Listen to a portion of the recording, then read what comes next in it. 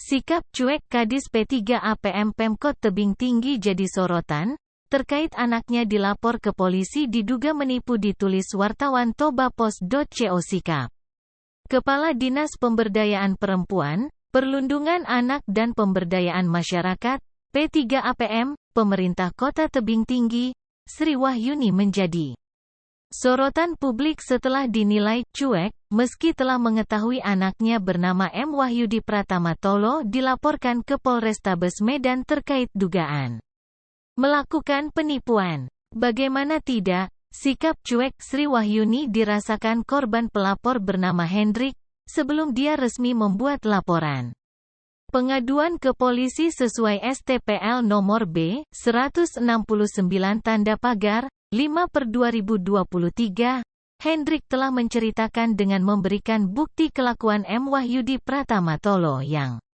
diduga menipunya. Namun Sri Wahyuni terkesan lepas tangan, meski surat sertifikat tanah yang dijaminkan anaknya kepada Hendrik milik Sri Wahyuni dan suaminya. Bukan hanya korban yang merasakan sikap terkesan tak bersahabat Sri Wahyuni, wartawan pun hendak mengkonfirmasi dirinya, apalagi sesuai informasi didapat M. Wahyudi Pratama Tolo membawa-bawa nama ibunya, Sri Wahyuni sebagai pejabat di Kota Tebing Tinggi dalam melakukan aksinya itu.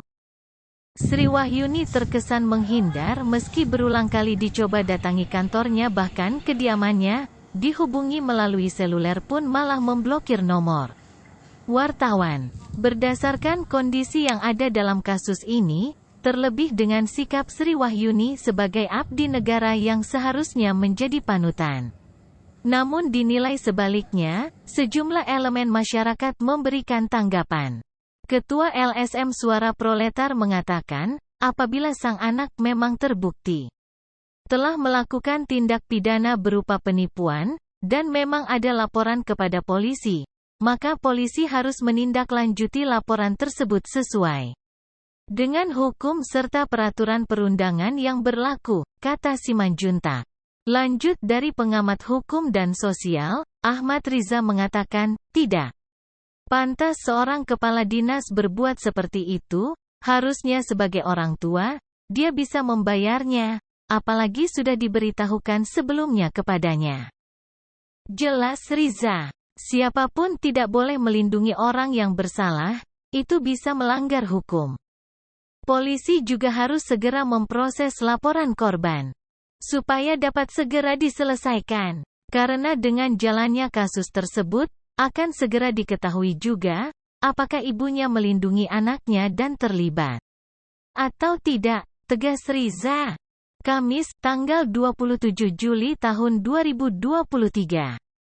Terkini soal kasus tersebut, Wali Kota Tebing Tinggi yang sebelumnya telah pula diberitahu persoalan yang terjadi, dan dihubungkan dengan pantas atau tidaknya Sri Wahyuni menjabat Kadis dengan sikapnya yang seperti itu, Wali Kota Syarmadani mengarahkan ke Sekda. Untuk ini, Kadis P3APM Sri Wahyuni Red, ada jalur Baperjakat, Badan Pertimbangan Jabatan dan Kepangkatan, sesuai aturan yang berlaku. Untuk detailnya silakan ke Pak Sekda ya, jawabnya.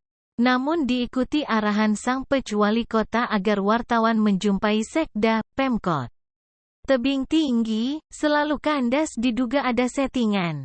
Dimintai bantuan Wali Kota Syarmadani lagi untuk menjembatani, tetapi menjadi terkesan bungkam hingga berita ini diturunkan. Sedangkan di kepolisian didapat informasi, dalam waktu dekat saksi-saksi akan dipanggil ke Polrestabes Medan, tak terlepas juga kemungkinan Sri Wahyuni akan turut di dalamnya. Terlapor M. Wahyudi Pratama Tolo membantah kepada sejumlah wartawan, terlapor kasus penipuan M. Wahyudi Pratama Tolo yang dikonfirmasi, menjelaskan bahwa hutangnya kepada Hendrik, pelapor, bukanlah 120 juta rupiah, sebab ada dibayarnya total sekitar 13 juta rupiah, dan dia, Wahyudi, membantah juga membawa-bawa nama ibunya yang seorang kadis di Pemkot Tebing Tinggi dalam permasalahan tersebut. Kode, MR, foto, in, ILS.